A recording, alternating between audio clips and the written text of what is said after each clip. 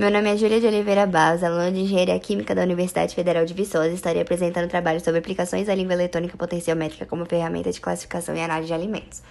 Está baseado no seguinte artigo, e o objetivo desse trabalho é mostrar como a língua eletrônica, que é baseada na potenciometria, pode ser útil para identificar substâncias em alimentos.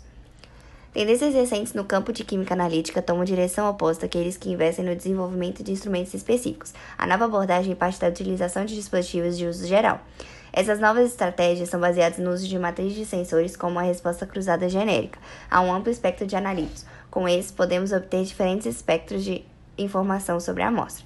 Posteriormente, o uso de ferramentas de calibração multivariada é usado para extrair os resultados gerados pelos dispositivos. A terminologia usada sugere que essa aproximação é inspirada biologicamente no gosto animal, onde alguns receptores podem responder a uma grande variedade de substâncias. Apenas informações genéricas são usadas, como doce, amargo, salgado ou ácido. Nesse trabalho, aplicou-se a língua eletrônica na análise de alimentos para classificar vários tipos de águas comerciais, algumas bebidas à base de laranja e alguns chás. Essa é a foto do aparelho da língua eletrônica. As medidas potenciométricas foram realizadas com um sistema de aquisição de dados laboratorial composto por 32 canais de entradas feitos com amplificadores de instrumentação diferencial que adaptam a impedância para cada sensor. As medições foram encaminhadas para um eletrodo de referência cloreto de prata. Os experimentos de classificação foram realizados primeiramente com padrões de água, depois com águas minerais comerciais, bebidas de laranja e finalmente com chás e preparações relacionadas. 38 amostras diferentes foram preparadas manualmente para gerar um modelo com alguma variabilidade controlada. Prepararam-se misturas de íons de amônio, potássio e cálcio, adicionando 1, 2 ou 3 íons simultaneamente a uma concentração baixa, média ou elevada, evitando que apenas um íon estivesse a uma concentração elevada. As medidas das amostras foram feitas em ordem aleatória e por potenciometria direta. Para melhorar a capacidade de classificação da aproximação, uma PCA foi aplicada ao conjunto de dados projetados manualmente, esperando reduzir o sistema em algumas variáveis. Quando o gráfico de PC1 versus PC2 ou PC1 versus PC3 foi representado, nenhum agrupamento direto de amostras foi observado. A visão mais clara pode ser observada com o gráfico de PC2 versus PC3, como indicado na figura do slide. Essa figura esboça como o PC2 classificou as amostras de acordo com o valor de pH, enquanto o PC3 discriminou entre íons cálcio de alto nível e íons amônio de alto nível. Além disso, é importante considerar o efeito de PCU devido à sua importância. Por essa razão, seus carregamentos podem ser revisados conforme detalhados na tabela. Aqui, as maiores contribuições, ou seja, os maiores efeitos de classificação foram destacados. A partir desses valores, é fácil deduzir o papel de PC1 para explicar a quantidade global de íons alcalinos.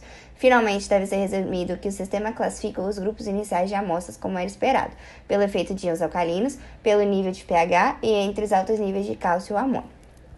Para classificar entre as diferentes águas minerais, foi realizada uma análise de redução de dados de componentes principais com todos os dados dos 9 sensores potenciométricos, dessa vez corrigidos com a medição da solução de base.